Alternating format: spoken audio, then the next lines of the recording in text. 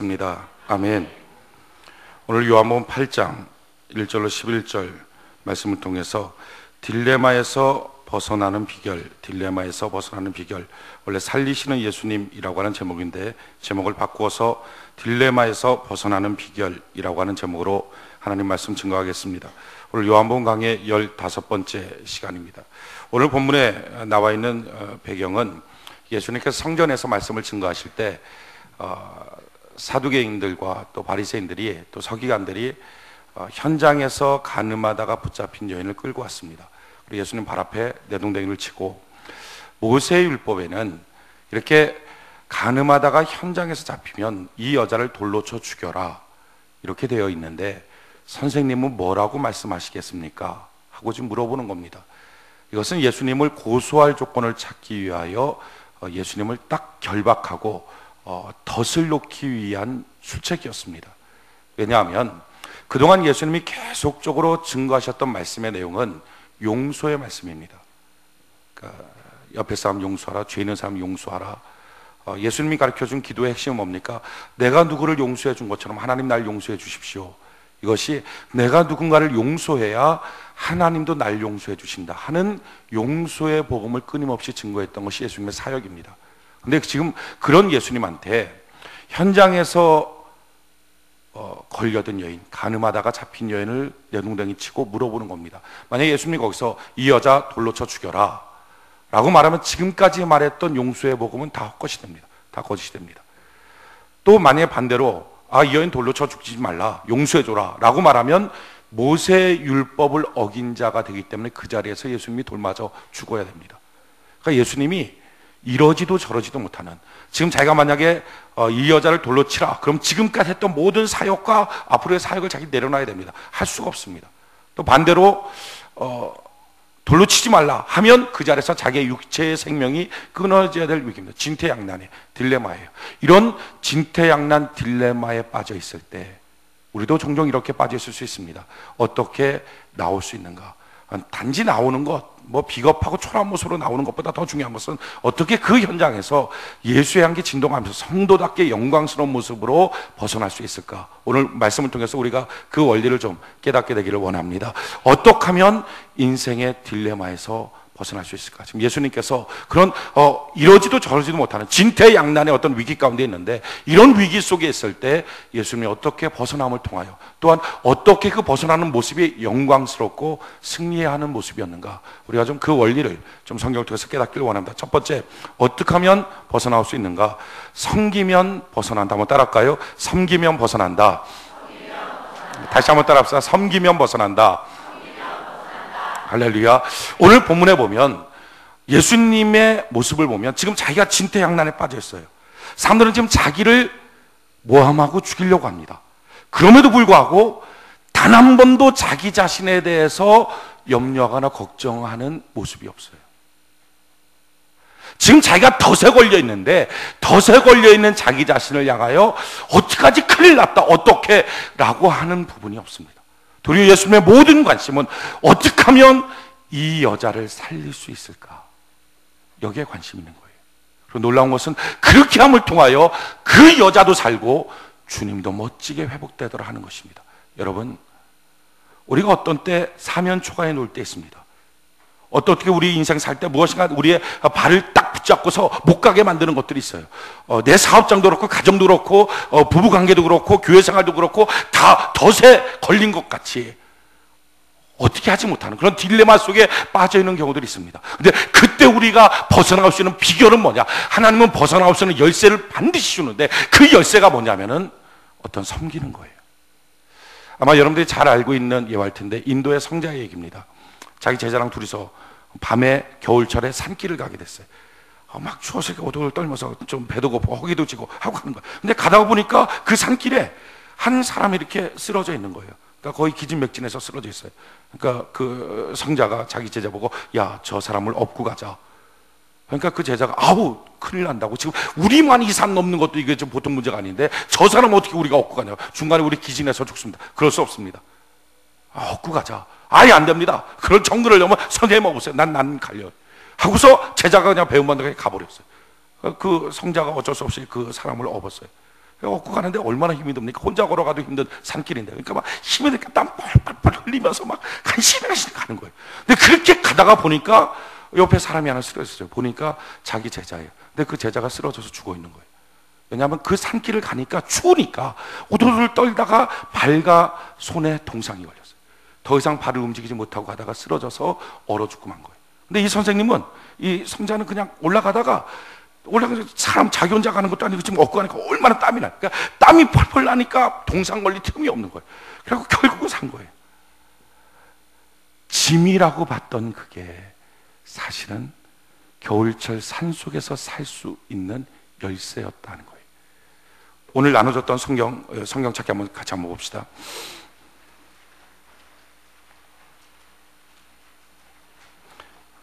요한일서 3장 14절, 요한일서 3장 14절 같이 한번 읽어봅시다. 시작. 우리가 형제를 사랑함으로 사망에서 옮겨 생명으로 들어간 줄을 알거니와 사랑치 아니하는 자는 사망에 거하느니. 아멘. 참 놀라운 중요한 말씀이에요. 뭐라고 말합니까? 우리가 형제를 사랑함으로, 우리가 주변 사람을 사랑함으로, 내게 있는 누군가를 사랑함으로 어떻게 된다고요? 사망에서, 딜레마에서, 문제에서 옮겨서 어디로 간다고요? 생명, 살 길이 열려지더라 하는 거예요. 그런데 만약에 그걸 짐처럼 여기고 사랑하지 않으면, 지금 내 코가 석자인데 어떻게 남한테 내가 신경 씁니까? 하고 있다 보면 어떻게 된다고요? 여전히 그 사람은 사망 속에 있다 하는 거예요. 우리 인생의 딜레마를 해결하기 위해서 하나님은 반드시 해결의 열쇠를 주십니다. 근데 그 열쇠가 뭐냐면은 짐이란 말이에요. 그게 짐이에요. 근데 그 짐이 사실은 짐이 아니라 날 살리는 하나님의 선물입니다. 어떨 때는 자기 마음이 너무 공고하면 자기 자식이 짐처럼 느껴져요. 자기가 너무 공고하면 자기 아내와 자기 남편조차도 짐처럼 여겨집니다. 자기가 너무 공고하면 셀장으로 있을 때 셀원들 이 관리하고 전화하고 연락하고 이게 다 짐이에요. 교회 사역이 짐이에요. 이웃 사람이 짐이에요. 지금 뭔가 하고 있는 어떤 일들이 짐이에요. 내가 누군가한테 수고해야 될 것들이 짐이에요. 그래서 이런 생각이 들어요. 아, 배려하는 것도 내가 좀 여유가 있고 배려해야지. 내가 섬기는 것도 좀 여유가 있고 섬겨야지. 내가 누군가를 사랑하는 것도 좀 여유가 있고 해야지. 지금은 아니야 라고 생각해서 내려놔 버립니다. 문제는 뭐죠? 내려놓으면 그 길을 결국은 동상 걸려 죽고 맙니다. 짐이 아니라 그게 선물이라는 선물. 형제를 사랑함으로 사망에서 옮겨서 생명으로 넘어가는 것입니다. 그러니까 오늘 여러분들이 이 말씀을 들으면서 한번 생각을 해보십시오. 지금 여러분들의 인생이 혹시 딜레마에 빠져 있습니까? 이러지도 저러지도 못합니까? 사면초갑니까? 진퇴양난이에요? 인생 꼭 덫에 걸린 것 같습니까? 빠져나올 수 없는 거예요. 해결이 안 돼요. 어떻게 해야 될지 모르겠어요. 그렇습니까? 그렇다면 방법은 뭐예요? 지금 주변에 내가 섬기고 사랑해야 될 사람, 내가 희생해야 될 사람이 누군지를 생각해 보십시오. 그게 열쇠입니다. 세상 사람들의 문제는 뭡니까? 왜 자꾸 인생이, 왜 가정이, 삶이 이렇게 자꾸 무너지고 있을까요? 이유는 이것입니다. 사람들은 어떤 인생의 문제만 생기면, 자기에게 뭔가 타격만 오면 버릇이 뭐냐면 성 쌓는 게 버릇이에요. 숨어버려요. 자기를 보호하겠다는 생각밖에 안 들어요. 그러니까 밖에 나서 내가 뭔가 무시당하고 오면 꼭 하는 게, 그래, 결국 믿을 건 내가 내 주먹밖에 없어. 결국 믿을 건 내가 돈밖에 없어. 결국 믿을 건 내가 자격증밖에 없어. 그러니까 어떻게든지 자기 것을 자기가 챙기는 것, 그거밖에 없어요. 또는 그것도 안 되면 할 수 있는 게, 그래, 나는 지금 이렇게 살아도 그래, 내 자식만큼은 내가 대물림하지 않을 거야. 내 자식만큼 제대로 한번 키워볼 거야. 그래갖고 자식한테 온통 다 쏟아버려요. 자꾸 뭔가 받으면 받을수록 성 쌓아요. 이게 세상 사람의 특징이에요. 근데 성 쌓고 나면 결과가 어떻게 되는가? 우리 성경 한번 찾아봅시다. 그건 좀 찾기 쉬우니까 제가 여기 안 적었어요. 창세기. 창세기는 찾기 너무 쉽습니다. 성경 맨 첫 번째 넘어가면 창세기 4장 16절.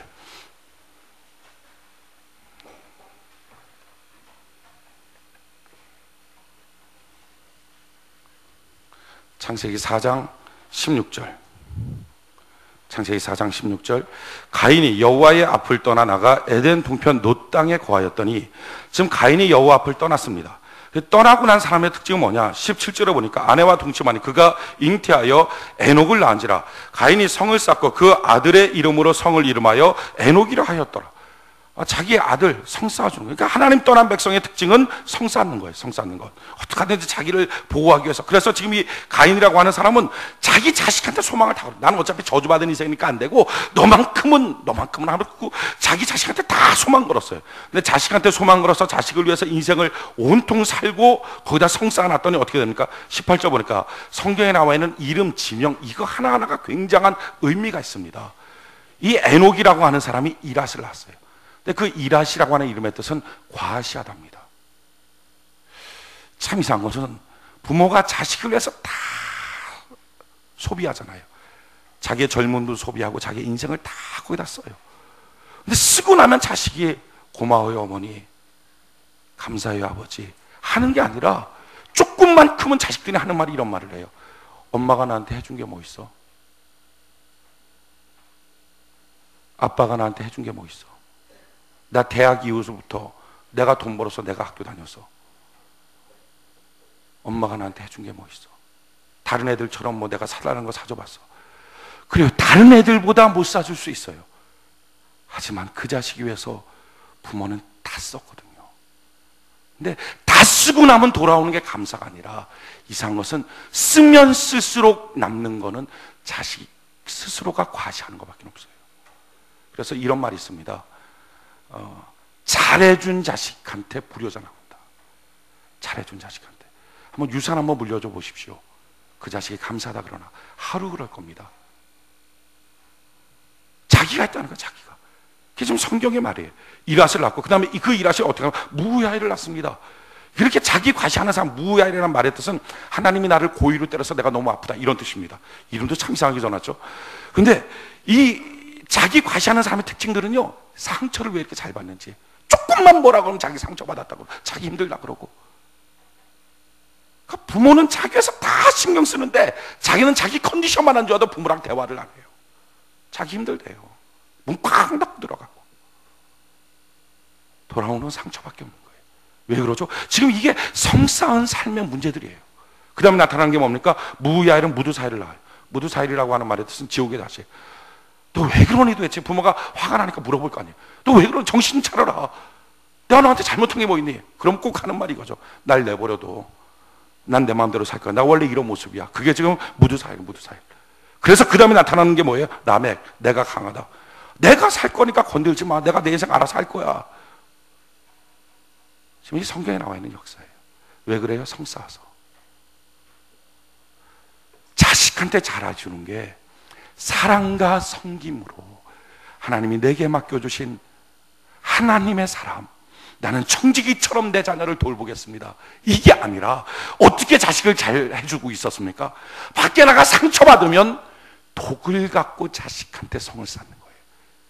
말 한마디 안 해도 그 자식은 그 성이 독으로 느껴집니다. 밖에 나가서 무시 한번 받고 나면 그 무시한 것 같고 그래도 너만 잘해야 돼. 그러니까 내뱉는 게 뭐죠? 이게 사랑과 섬김이 아니라 독이에요. 독. 그걸 어렸을 때부터 받고 자란 자식은요, 부모로부터 사랑을 받은 게 아니라 독과 오기와 고집과 그런 것들을 받아 있으니 부모를 향해 반응하는 게 그거예요. 여러분, 성싸움은 안 돼요. 어렵고 힘들 때 내 코가 석자라고 날 보호하고 나를 가둬놓으면 안 돼요. 또 한 번, 지금 자식을 향한 이런 사람이 있잖아요. 근데 자식이 이렇자고 요즘 시대는 더 바뀌어서 요즘에는 어떻게 합니까? 자식도 소용없는 거예요. 자기 혼자, 자기 코가 석자에 자기 성 쌓으려고 하는 사람이 있어요. 창세기 11장 한번 볼까요? 창세기 11장 3절 4절. 창세기 11장 3절 4절. 창세기 11장 3절 4절 같이 한번 읽어볼까요? 시작. 서로 말하되 자 벽돌을 만들어 견고히 굽자 하고 이에 벽돌로 돌을 대신하며 역청으로 진흙을 대신하고 또 말하되 자 성과 대를 쌓아 대 꼭대기를 하늘에 닿게 하여 우리 이름을 내고 온 지면에 흩어짐을 면하자 하였더니, 지금 이 사람은 성을 쌓는데 어떻게 성을 쌓습니까? 자기 이름 내잖아. 자기 이름. 자기밖에 없는 거예요. 지금 문제가 터지고 있으니까 이 문제 속에서 그래, 믿을 건 나밖에 없어, 나를 지키겠다 하고 성 쌓는 거예요. 그렇게 성을 쌓는 결과가 어떻게 됩니까? 9절 한번 볼까요? 그러므로 그 이름을 바벨이라 하니 이는 여호와께서 거기서 온 땅의 언어를 혼잡케 하셨습니다. 여호와께서 거기서 그들을 온 지면에 흩으셨더라. 자기를 위해서 성사한 사람의 특징이 어떻게 된다고요? 혼잡하게 되고 흩어버려진다. 왜 현대의 가정들이 이렇게 많이 이혼을 합니까? 이유는 이거예요. 남편과 아내가 서로 만나서 결혼해요. 사랑해서 결혼하겠죠. 근데 사랑해서 결혼해도 요즘 결혼 나이가 한 30세 정도 되지 않습니까? 각자 집에서 전혀 다른 동네에서 전혀 다른 음식을 먹고 전혀 다른 부모 밑에서 30년 자란 사람이 만난 겁니다. 어떻게 같겠어요? 아니 어떻게 말투가 같겠어요? 어떻게 신호체계가 같겠어요? 다른 게 당연하죠. 그러니까 이 사람이 이렇게 표현하는 것이 사랑의 표현인데 그 사람은 그것이 자기를 상처 주는 말일 수 있죠. 그러니까 그런 것들이 서로 말하면서 맞춰가야죠. 그게 결혼 생활이에요. 행복을 지키기 위해서 맞춰가는 거. 근데 문제는 뭡니까? 그 상처를 받으면 상처받을 때 그 상처받았다 웅크리면 안 되고 상처받은 걸 서로 좋은 분위기 속에서 털어놓으면서 그렇게 맞춰가야 돼요. 근데 오늘날 부부들의 문제는 뭡니까? 상처받으면 웅크려들어요. 성싸요. 아, 요렇게 했더니 상처받네? 말을 안 해요. 그래서 그 신호체계 하나를 없애요. 또 다른 걸 또 없애요. 또 없애요. 나중에 가다 보니까 부부간에 할 말이 없어요. 아버지가 딸을 향해서도 어떻게 딸을 했어요. 딸한테 아유 뭐 이렇게 얘기를 했어요. 근데 딸이 자기 아버지님 사랑해서 이렇게 얘기했는데 딸이 막 왜 그러냐고 막. 그래서 아버지한테 그게 상처가 되는 거예요. 그 다음번에는 어떻게 해야 되죠? 생각을 좀 해서 그 아이한테 어떻게 하는 게 더 좋을까 하고서 얘기를 해야 되는데 아예 말하는 것 자체를 중단해버려요. 신호체계를 없애버려요. 그러니까 말을 안 하고 성을 쌓는 거예요. 자기 혼자. 성을 쌓은 결과가 뭐예요? 혼잡해져요. 서로 간에 말은 안 하고 있는데 아무것도 안 통해요. 결국 그래서 어떻게 돼요? 흩어져요. 찢어져요. 부부간에 말을 안 해요. 참 히딩크가 대단하다고 저는 생각을 하는 게, 히딩크 감독이 축구팀한테 주문한 게 그거잖아요. 경기하다가 너희가 경기가 잘 풀릴 때는 괜찮다. 근데 경기가 안 풀릴 때는 서로 하는 게 뭐냐면 이름 불러라. 이름. 그래서 형 뭐 동생 뭐 선배님 뭐 이런 거 하지 말고 서로 이름 부르면서 계속 말해라. 시끄럽게 말해라. 그럼 첫 번째 시끄럽게 말하면 일단 상대방이 정신 나가버린다. 그렇죠? 우리는 한국말로 하니까 걔네들은 저거 왜 이렇게 시끄럽냐 막 공을 못 찬다. 정신 나가. 근데 또 한 가지는요. 그렇게 말을 하다 보면 마음이 하나가 된다. 말하다 보면 상처도 받겠죠. 저놈의 자식이 까마득한 후배가 이름 불러 하면서 상처받겠죠. 하지만 말하다 보면 그게 없어지는 거예요. 자꾸 녹아지는 거예요. 그렇게 하다가 보면 하나가 되고 팀이 하나가 되면 어떤 팀도 이긴다. 이게 히딩크가 가르쳐 준 거예요. 이게 지금 우리 사역자들도 마찬가지예요. 사역자들에게 새롭게 지금 사역을 막 진행시켜 나갈 때 호흡이 하나가 돼야 될 거 아니에요. 팀이 하나가 돼야 될 거 아니에요. 그래서 금요일마다 지금 사역자 세미나를 해요. 밤에 금요일차가 다 끝나고 모여갖고 새벽 3시, 뭐 새벽 1시, 2시 뭐 이렇게 세미나를 하거든요. 세미나 하는 이유는 한 가지. 계속 말하라. 계속 막 지퍼 구워갖고 지퍼 계속 씹으면서 밤새도록 말하고 있어요 지금. 근데 그렇게 말하니까 말하는 동안에 상처도 받죠. 서로 이렇게 뭐 말투가 서로 좋은 경우도 있지만 피곤하고 몸 막 찌푸둥 하면 안 좋은 말이 툭툭 나오잖아요. 근데 나오는 그 말이 있어도 신호체계를 없애지 말라는 거예요. 여러분, 많은 사람들이 상처받고 문제했으면 성사 놓습니다. 그래서 아까 그 자식을 위해서 성사하는 것처럼 결국은 내가 최고다 그러다가 나는 의다 터졌다 상처받았다 막 오고 가는 정신병 걸리는 사람처럼 되는 거예요. 정신병 왜 걸립니까? 상처받은 사람이 카텐 닫고 문 닫고 밖에 안 나가면 정신병 걸리고 우울증 걸립니다. 근데 그 사람이 해결되는 방법은 이거예요. 상처받았는데 카텐 활짝 열고 밝은 빛을 보면서 문 탁 열고 사람들과 만나서 교제하기 시작하면 절대 정신병 안 걸립니다. 정신병 걸리는 이유는 딱 그 성싸움 돼요. 성싸움. 지금 오늘날의 문제는 이거예요. 가정이 찢어지는 이유도 남편과 아내가 서로 상성 갖고 있어요. 왜 서로 성싸웠어요? 사랑해서 만났지만 안 통하기 때문에 성싸웠어요. 그래서 이혼 사유 다 99%가 성격 차이예요. 성격 차이. 저는 이걸 이렇게 표현해. 성을 격하게 싸서 나온 이혼의 문제다. 성을 격하게 싸는 거예요. 격하게. 지금 이 시대의 문제가 바로 그런 문제예요. 여러분들도 혹시 그렇지 않습니까? 교회 생활할 때 교회 생활하다가 상처를 받아요. 그럼 그 사람은 피해가요. 말을 안 해요. 회사 생활할 때 상처받아요. 그러면 피해가요. 말을 안 해요. 그래서 마음속으로 계속 뭔가를 자기 나름대로 뭔가를 독을 쌓아요. 자기를 보호하겠다는 생각밖에 없어요. 그래서 뭔가 힘들면 힘들수록 계속 자기를 보호하게 됐다는 어떤 성 쌓는 것밖에 없어요. 그럼 성싸움은 안 돼요. 겨울길, 겨울산 넘어갈 때 성싸움은 안 되고요. 성도는 복의 근원인 것입니다. 복의 근원이란 말은요, 나로 말미암아 누군가는 복을 받아야 된다는 거예요. 주님, 내가 그렇게 성 싸서 나 혼자 있는 자가 아니라 길을 내는 자 되게 하여 주시옵소서. 길을 내는 것, 이게 승리의 비결이에요. 우리는 한 대표적인 인물을 한 명 보게 돼요. 바로 아브라함이에요. 그 다음에 한번 볼까요? 여러분들 받았던 이 용지를 한번 보시기 바랍니다. 창세기 18장. 창세기 18장 1절에 보니까 여호와께서 마므레 상수리 숲을 근처에서 아브라함에게 나타나시니라. 오정쯤에 그가 장막문에 앉았다가, 지금 오정쯤, 그러니까 낮 12시예요. 열대지방, 지금 사막지방에서 낮 12시에는 다 자는 시간입니다. 낮 시간은 2시간씩 자요. 그러니까 잠자는 시간에 나타났어요. 2절 보니까 눈을 들어본 즉 사람 셋이 맞은편에 섰어요. 잠자는 시간에 지금 무리하게 누군가 온 거예요. 사람 셋이서. 얼마나 귀찮아요. 그러니까 우리로 따지면 밤 1시 뭐 이런 거, 밤 2시 이럴 때 누가 띵똥띵똥띵똥 조여지고 눌렀어요. 보니까 이렇게 화면으로 보니까 모르는 사람이에요.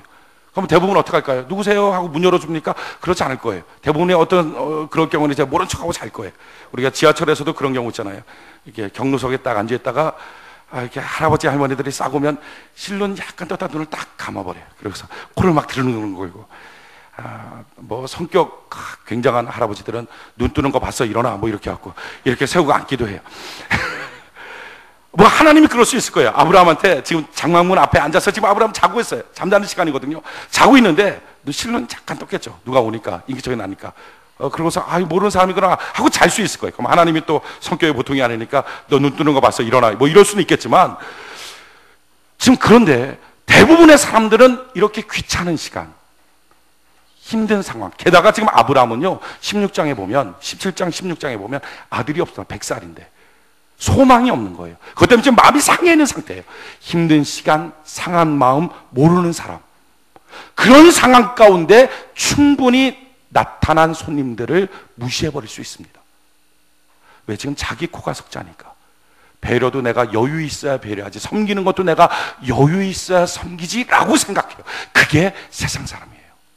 그게 속에 예수가 아직 없는 사람이에요. 그런데 아브라함은 어떻게 반응합니까? 그럴 때 눈을 번쩍 뜨고 2절 같이 한번 읽어볼까요? 2절 같이 한번 소리 시작. 눈을 들어본즉 사람 셋이 맞은편에 섰는지라. 그가 그들을 보자 곧 장막문에서 달려나가 영접하며 몸을 땅에 굽혀. 달려나가는 거예요. 뛰쳐나가서 몸을 땅에 굽혀요. 그러서 뭐라고 말합니까? 가로되 내 주여 내가 주께 은혜를 입어 싸우면 원컨대 종을 떠나 지나가지 마옵소서. 아니 무슨 은혜를 입어요? 지금 금방 잠자는데 찾아온 사람인데 은혜 받은 거 하나도 없어요. 자기한테 뭐 해준 거 없어요. 그럼에도 불구하고 쫓아나가서 지금 이렇게 최고의 경칭을 쓰면서 그를 영접해요. 그러면서 어떻게 합니까? 4절에 보니까 물을 조금 가져다가 발을 닦아줘요. 5절에 보니까 떡을 좀 갖고 왔어요. 6절에 보니까 급히 장막으로 들어가 사라에게 이르러서 속히 고운 가루 세스아를 가져다 반죽하여 떡을 만들라. 세스아가 여러분 어느 정도 되는지 아십니까? 세스아가 밀가루 부대 150부대입니다. 지금 3명 찾아왔죠? 3명 찾았는데 지금 대접하겠다고 떡을 만들라 하는데 얼마큼 만들어요? 밀가루 150부대를 갖다 놓고 떡을 만들어 보래. 그러니까 한밤중에 자다가 이 집 하인들 지금 난리 난 겁니다. 그래갖고 300명 정도 먹을 양식을 만들어 버려요.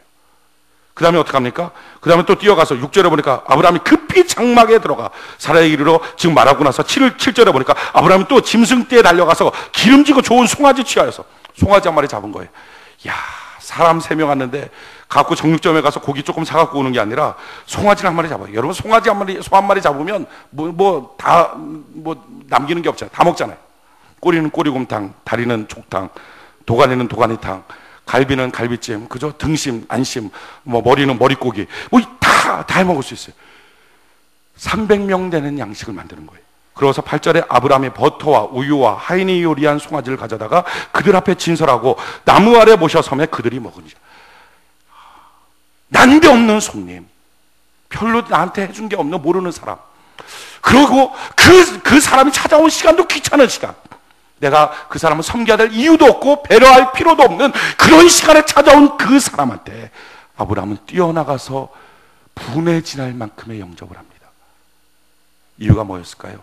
아브라함의 가슴 속에 있었던 게 있어요. 그건 뭐냐면 나는 복의 근원이다. 하나님이 하신 말씀이 있어요. 나는 복의 근원. 그래서 나로 말미암아 내 집에 오는 사람을 다 나 때문에 덕을 봐야 된다. 나 때문에 좋아져야 된다. 나 때문에 마음이 쾌활해져야 된다. 우리는 아브라함의 소망 한 가지를 여기서 볼 수 있어요. 소망이 뭡니까? 5절 같이 한번 볼까요? 창세기 18장 5절. 창세기 18장 5절 같이 한번 한 목소리 한번 읽어봅시다. 시작. 내가 떡을 조금 가져오리니 당신들의 마음을 쾌활케 하신 후에 지나가소서. 당신들의 종에게 오셨음이니이다. 그들이 가로되 내 말대로 그리하라. 뭐라고 말하죠? 지금 우리 집에 왔으면 소망이 있습니다. 마음을 좋게 하고 가셔야 됩니다. 이게 아브라함의 꿈이었어요. 아브라함은 지나가는 모든 사람들, 자기가 찾아오는 모든 사람들, 자기 곁에 있는 모든 사람들이 자기 때문에 다 덕을 봤으면 좋겠다는 거예요. 자기 때문에 좋아졌으면 좋겠다. 이게 복의 근원이에요. 복의 근원의 사상. 저도 여러분들이 복의 근원인 줄 믿습니다. 그렇다면 이 복의 근원이 성 쌓고 있으면 되겠습니까? 난 지금 섬겨야 될 여유가 없어. 난 지금 배려해야 될 여유가 없어. 그렇게 하고 성 쌓고 있으면 결국은 세상 사람처럼 될 수밖에 없어요. 아브라함은 여유가 안 되고 마음도 상해 있고 육체적으로도 안 되고 한밤중, 지금 우리 따지면 한밤중인 그런 시간, 손님 맞이할 만한 시간이 아님에도 불구하고 그가 뛰쳐나갔던 것. 나는 성도야. 나는 하나님의 백성이야. 나는 복의 근원이야. 나의 지나가는 사람들이 그렇게 하고 지나가야 돼. 나 때문에 덕을 봐야 돼. 얼마나 생각이 건전합니까? 얼마나 생각이 멋있습니까? 그런데 그렇게 멋있는 생각과 건전한 삶을 사니까 어떤 역사가 나타납니까? 그 나타났던 세 명이 보니까 하나님이에요. 여러분, 여러분들이 무엇인가를 섬기고 무엇인가를 위해서 사랑하고 있을 때 하나님을 사랑하고 하나님을 섬기고 있다는 것을 믿으시기 바랍니다. 그래서 뭐라고 말해요? 그 다음번 한번 읽어볼까요? 히브리서 13장 1절로 2절. 히브리서 13장 1절로 2절 같이 한번 한 목소리 읽어봅시다. 시작. 형제 사랑하기를 계속하고 손님 대접하기를 잊지 말라. 이로써 부지 중에 천사들을 대접한 이들이 있었느니라. 아멘. 부지 중에 천사를 대접하는 그런 역사들이 나타난다. 여러분, 딜레마에 빠져 있어요. 지금 진퇴양난이에요. 어떻게 해야 될지 모르겠어요. 회사에 발목 잡히는 일이 생겼어요. 주변 사람들과의 만남 속에 발목 잡혔습니까? 가정 안에서 어떤 문제가 생겼어요. 그랬을 때 해결할 수 있는 가장 좋은 방법, 자기 문제 보지 마세요. 자기 보면 안 돼요. 자기 것 처리하면 안 돼요. 그때는요, 에너지를 갖고 자기 것 자기 문제 처리하고 그렇게 하지 말고요, 누구를 사랑해야 되지? 누구를 살려야 되지? 누구를 섬겨줘야 될지, 그런 사람 꼭 있어요. 그 사람 만나서 그 사람 사랑하고 그 사람 섬겨주고 그 사람을 세워주기 시작할 때 기적처럼 그 사람도 살 뿐만 아니라 그 사람 때문에 나도 살게 되는 하나님의 구원의 역사를 체험할 수 있게 될 것입니다. 이게 첫 번째 딜레마에서 해결되는 방법이에요. 딜레마에서 또한 해결되는 두 번째 원리, 그것은 기도하면 삽니다. 한번 따라할까요? 기도하면 산다. 다시 한번 따라합시다. 기도하면 산다. 오늘 읽었던 본문 말씀, 요한복음 8장으로 돌아갑시다. 요한복음 8장.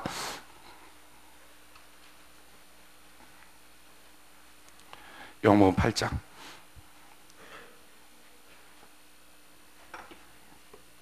요한복음 8장 1절. 요한복음 8장 1절. 요한복음 8장 1절에 보면 예수는 감람산으로 가시다. 그리고 나서 아침에 다시 성전으로 들어오셨습니다. 그러니까 예수님이 지금 어디서 새벽에 내려오신 거예요? 감람산에서 기도하다가 내려오셨어요. 오늘 이 설교하다가 이런 일이 생길 걸 예수님이 아셨을까? 물론 예수님이 하나님이시니까 아실 수도 있었을 거예요. 그런데 우리가 성경을 보면 종종 예수님이 육체를 입고 이 땅에 오셨을 때 자기의 전지함들, 자기가 모든 걸 다 아는 것을 종종 모르는 것들이 있었어요. 육체를 입고 왔을 때 자기의 전지함을 스스로 제한하는 그런 어떤 모습들을 보게 됩니다. 그래서 어쩌면 지금 이 광경을 예수님이 그런 일들이 내가 설교하는 동안에 나타날 수 있다는 사실을 몰랐을 수도 있어요. 근데 몰라도 더 놀라운 것은요, 기도했던 사람. 근데 그 전에 지금 바리새인과 서기관들은 뭐하고 있었어요? 밤새도록 어떻게 하면 예수님 죽일까, 그 연구하는 거예요. 자, 보십시오. 누군가 나를 지금 딜레마에 빠뜨려 놨어요. 어떤 문제가 지금 나를 딜레마에 빠뜨려 놨어요. 어떤 사람이 내 인생을 참 망쳐버렸어요. 발목을 잡아버렸어요. 딜레마를 빠뜨려 놨어요. 그 사람과 밤새도록 그거 연구한 사람과 주님 앞에 기도한 사람, 이 둘이 맞붙는다고 합시다. 누가 이기겠어요? 기도한 사람이 이기는 것입니다. 기도한 사람이. 특히 새벽에 하는 기도, 얼마나 능력인지 몰라요. 여러분, 예수님의 삶의 패턴을 보면 예수님은 새벽에 기도하셨던 분이에요. 성경 한번 볼까요? 그 다음번 한번 볼까요? 마가복음 1장 35절, 마가복음 1장 35절 같이 한번 읽어봅시다. 마가복음 1장 35절 같이 한 목소리 시작. 새벽 오히려 미명에 예수께서 일어나 나가 한적한 곳으로 가서 거기서 기도하시더니, 그러니까 예수님의 삶의 패턴은 새벽에 기도하시는 패턴이었어요. 46장 시편 46편 5절 같이 한번 읽어봅시다. 시작. 하나님이 그 성중에 거하심에 성이 요동치 아니할 것이라. 새벽에 하나님이 도우시리라. 아멘. 여러분, 새벽에 하는 기도의 능력은 뭐냐면은 예방 기도입니다. 하루에 무슨 일이 생길지 몰라요. 내가 하루를 살면서 어떤 사람 만날지, 어떤 일들이 생길지 몰라요. 모르지만 하나님께 아침에 기도하고 나면, 새벽에 기도하고 나면, 기도한 그 사람을 하나님은 약속해 주었어요. 새벽에 기도한 너를 내가 도와주게 될 것이다. 도와주게 될 것이다. 이게 약속이에요. 여러분, 기도하는 사람에게 주신 하나님의 놀라운 능력, 복이 뭡니까? 그 다음에 한번 읽어볼까요? 예레미야 33장 2절로 3절. 예레미야 33장 2절로 3절 같이 한번 읽어봅시다. 시작. 이를 행하는 여호와, 그것을 지어 성취하는 여호와, 그 이름을 여호와라 하는 자가 이같이 이르노라. 너는 내게 부르짖으라. 내가 내게 응답하겠고 내가 알지 못하는 크고 비밀한 일을 내게 보이리라. 아멘. 기도하는 자에게 어떤 역사가 나타나요? 알지 못하는 크고 비밀한 것을 하나님이 보여주시게 될 것이다. 새로운 역사가 나타난다는 거예요. 그 다음에 누가복음 22장 31절로 32절 같이 한번 읽어봅시다. 시작. 시몬아 시몬아, 보라, 사단이 밀가부르듯 하려고 너희를 청구하였으나 그러나 내가 너를 위하여 내 믿음이 떨어지지 않기를 기도하였노니 너는 돌이킨 후에 내 형제를 굳게 하라. 자, 보십시오. 시험든 시몬을 향해서 예수님이 기도했어요. 기도할 때는 어떻게 됩니까? 결국 시험든 시몬 베드로가 우뚝 서서 다른 사람 붙잡아 줄 수 있었어요. 여러분, 시험 들었습니까? 무너졌습니까? 깨졌습니까? 세론이, 가족이, 자녀가, 남편이, 아내가 괜찮아요. 기도하면 하나님이 그 사람의 마음을 바꿔주실 줄로 믿습니다. 그래서 새로운 역사가 나타나. 또 다른 사람을 붙들어 줄 수 있는 믿음의 놀라운 용장으로 기도한 사람 바꿔주신다는 거예요. 세 번째 어떤 역사가 있어요? 로마서 8장 26절로 28절 같이 한번 읽어봅시다. 시작. 이와 같이 성령도 우리 연약함을 도우시나니 우리가 마땅히 빌 바를 알지 못하나 오직 성령이 말할 수 없는 탄식으로 우리를 위하여 친히 간구하시니라. 마음을 감찰하시니가 성령의 생각을 하시나니 이는 성령이 하나님의 뜻대로 성도를 위하여 간구하심이니라. 우리가 알거니와 하나님을 사랑하자 곧 그 뜻대로 부르심을 입은 자들에게는 모든 것이 합력하여 선을 이루느니라. 아멘. 여러분, 성령께서 기도하시면 어떤 역사가 있어요? 모든 것이 합력해서 멋진 작품 된다. 다른 말로 하면 지금 내게 주어진 어떤 상황이 망쳐버린 상황이에요. 아주 안 좋아요. 근데 아주 안 좋아도 기도하면 그 다음에 어떤 일이 생기는데 그 일은 별것 아니었어요. 근데 별것 아닌 그 일이 전에 망쳐버린 그 일과 딱 만나니까 뭐가 된다고요? 합력하여 기가 막힌 작품이 되더라는 것입니다. 기가 막힌 멋져. 그러니까 기도하는 사람은 기왕에 망쳐놓은 일을 놓고서도 기도하면 그것이 멋진 작품이 되는 역사가 나타난다는 거예요. 그 다음에 또 어떤 일들이 있어요? 창세기 19장 29절. 창세기 19장 29절 같이 한번 읽어봅시다. 시작. 하나님이 들의 성들을 멸하실 때 곧 롯에 거하는 성을 엎으실 때에 아브라함을 생각하사 롯을 그 엎으시는 중에 내어 보내셨더라. 아멘. 아브라함이 롯을 위해서 중복이 됐어요. 하나님 롯을 살려주세요. 그랬더니 롯을 위해서 열심히 중복이 됐더니 어떻게 됩니까? 하나님께서 그가 살고 있는 소돔과 고모라를 다 엎어버리실 때 롯을 아브라함을 기억해서 살려주셨다 하는 거예요. 저는 저 딸을 위해서 하루에 한 5번 이상은 기도하는 것 같아요. 새벽에 기도하고 또 기도하고 밥 먹을 때 기도하고 밤에 딸아이 만나서 머리에다 손 얹고 꼭 끌어안고 기도해주고 기도해요.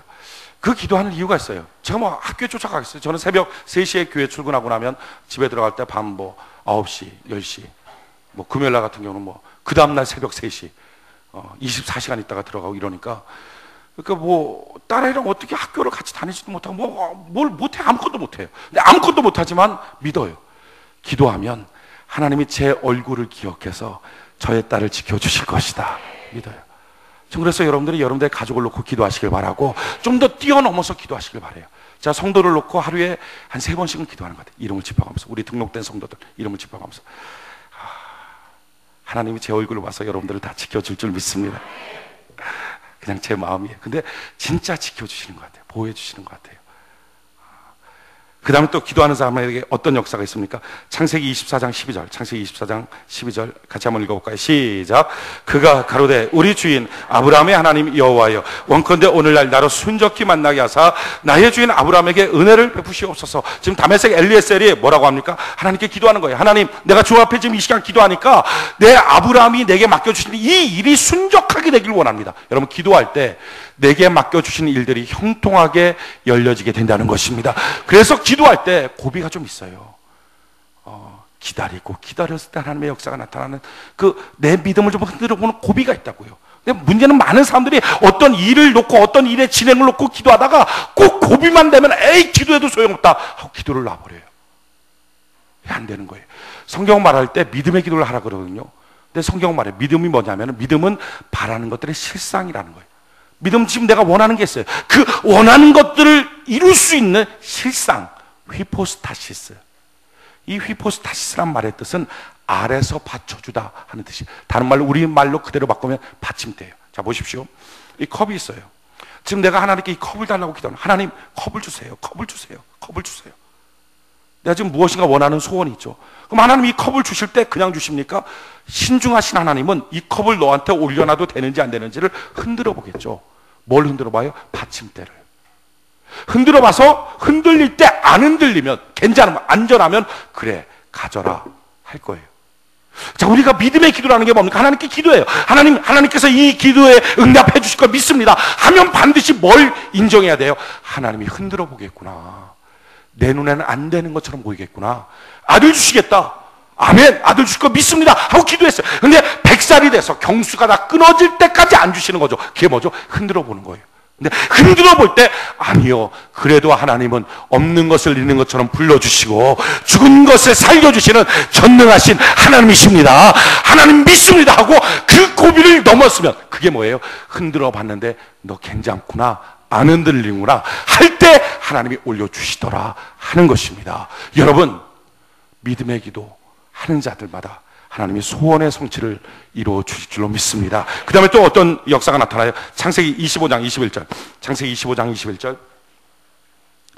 같이 한번 읽어봅시다. 시작. 이삭이 그 아내가 잉태하지 못함으로 그를 위하여 여호와께 간구하매 여호와께서 그 간구를 들으셨으므로 그 아내 리브가 잉태하였더니, 아이 못 낳았을 때 기도했다는 거예요. 기도했더니 아이 낳게 되었다 하는 거예요.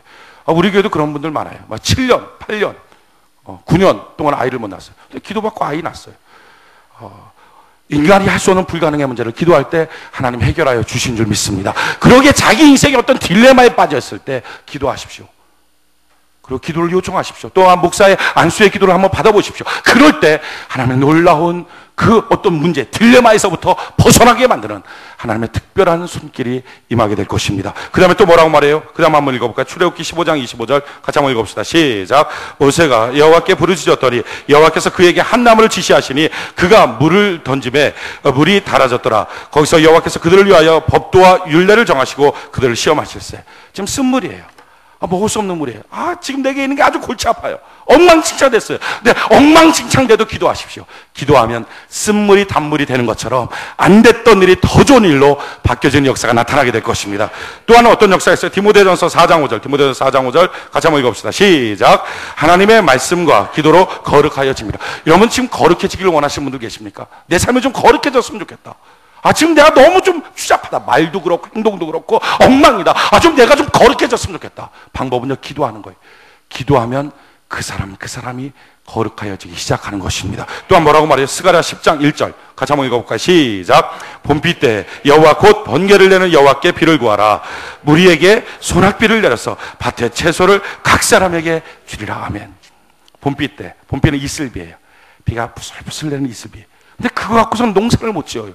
근데 그때 어떡하라고요? 하나님께 비를 또 구하라. 기왕 비가 있지만 거기서 비를 더 구하라. 그럼 어떤 역사가 있어요? 소낙비를 내려서 전체가 다 먹을 수 있도록 만들어 주게 될 것이다. 지금 내가 회사를 다녀요. 영업을 뛰어요. 그래서 조금 돈을 받아요. 근데 그 돈 갖고는 먹고 살지 못해요. 그럴 때 어떡하라고요? 일 더 열심히 해야지. 그게 아니라 하나님께 무릎 꿇고 기도해봐라. 그러면 그 봄비 때에 하나님은 소낙비를 내려서 전체가 먹고 살 수 있도록 하나님 만들어 주시게 될 것이다. 이게 하나님의 역사예요. 그 다음에 뭐라고 나와요? 스가랴 12장 8절로 10절. 스가랴 12장 8절로 10절. 같이 한번 읽어봅시다. 시작.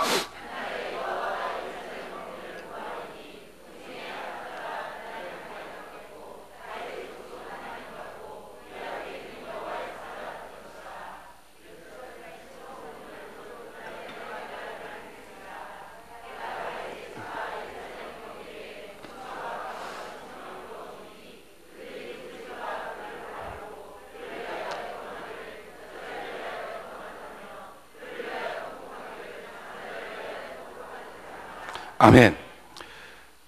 기왕의 다윗 같았던 사람 하나님처럼 만들어주고, 약했던 사람 다윗처럼 만들어줄 거다. 언제? 9절에 보니까 그날에 만들어줄 것이다. 근데 그날이 언제라고요?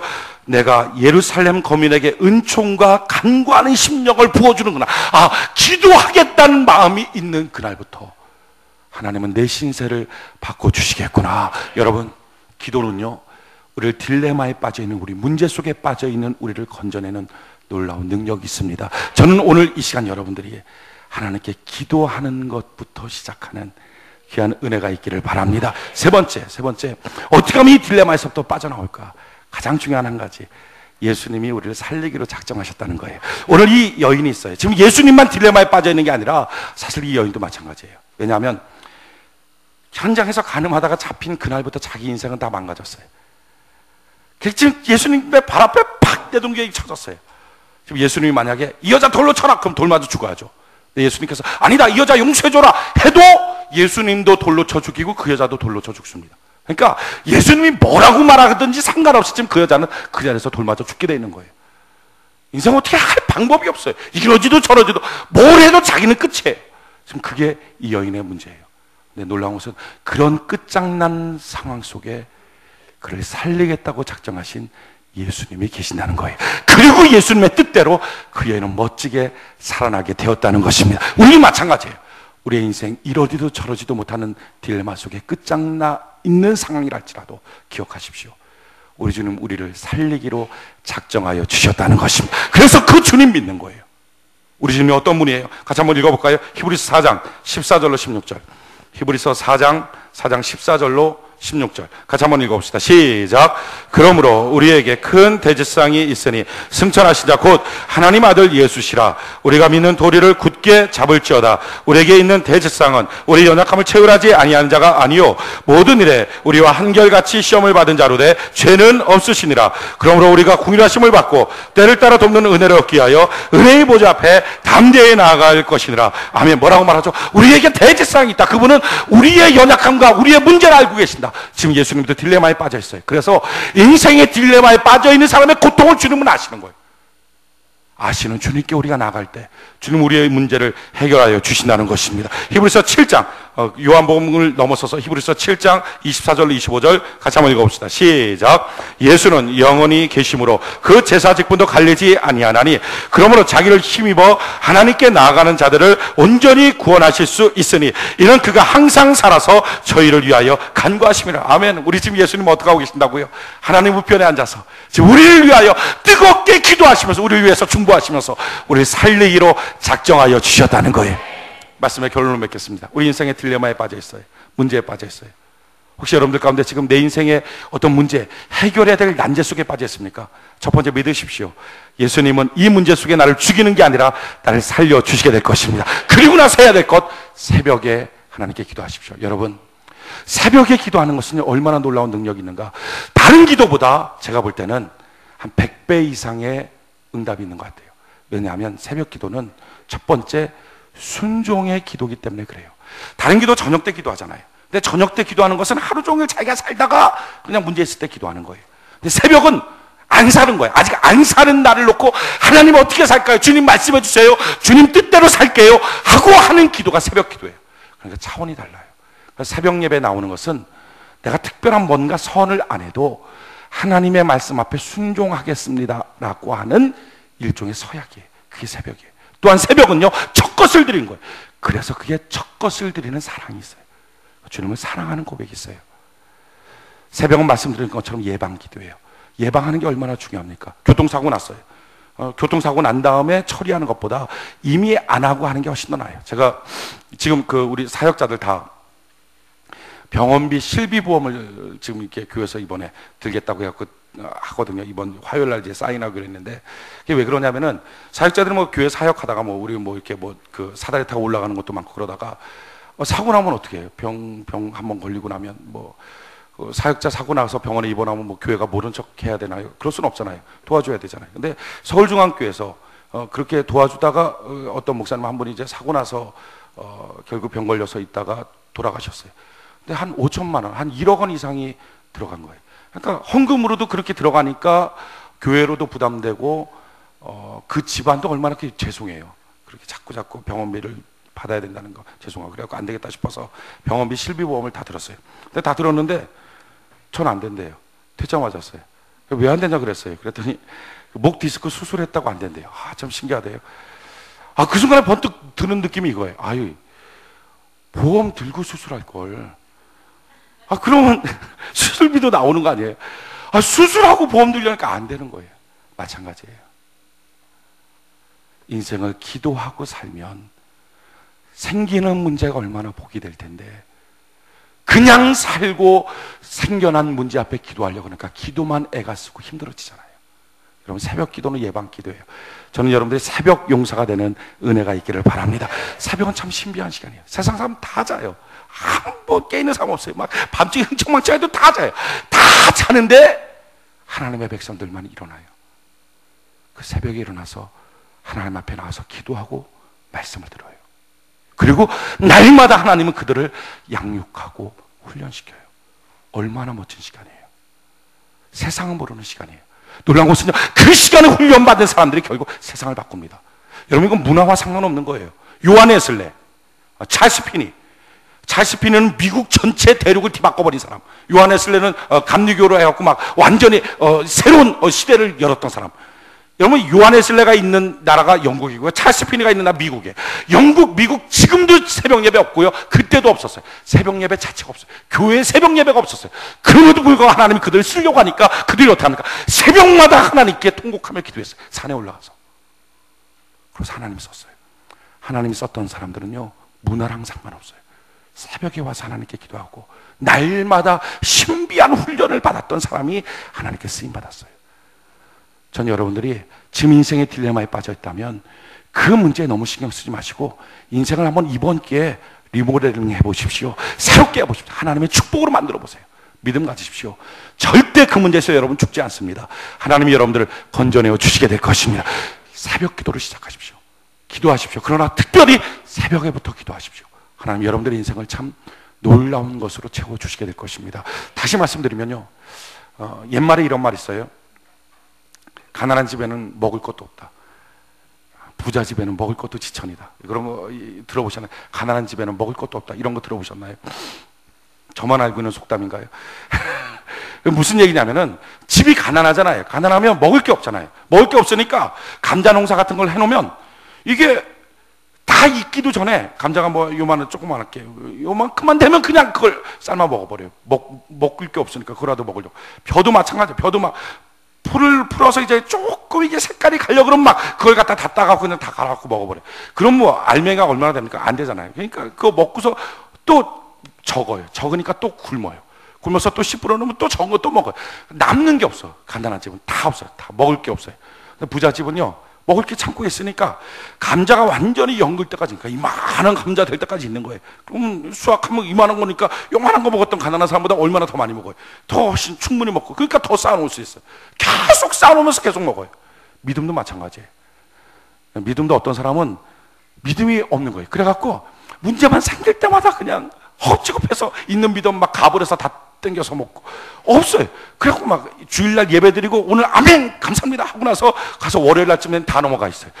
이게 뭐예요? 믿음이 없는 거예요. 근데 믿음이 충분히 있는 사람들의 특징들은요, 믿음이 자기 안에 쌓여 있는 거예요. 그래갖고 넉넉하게 일주일, 뭐 한 달 이상 믿음을 쓸 수 있어요. 근데 이 믿음 쌓는 거 어떻게 쌓아놓습니까? 쌓아놓은 게 있어야죠. 새벽마다 하나님 앞에 훈련받아서 특별한 일이 없어도 기도로 자꾸 쌓아놓으면 이것이 하나님 앞에 문제가 생길 때마다 꺼내 쓸 수 있는 자원이 돼요. 여러분, 문제 있어서 새벽에 부르짖으면 조금 늦은 거예요. 저는 여러분들이 문제 없을 때 하나님께 부르짖을 수 있는 은혜가 있기를 바랍니다. 인생 살면 40대쯤에 꼭 통곡할 일 만난다고 합니다. 50대는 반드시 만난다고 합니다. 그래서 40대, 50대가 새벽 기도를 많이 해요. 통곡할 일 만나서 통곡해. 그런데 그때 하면 조금 늦잖아요.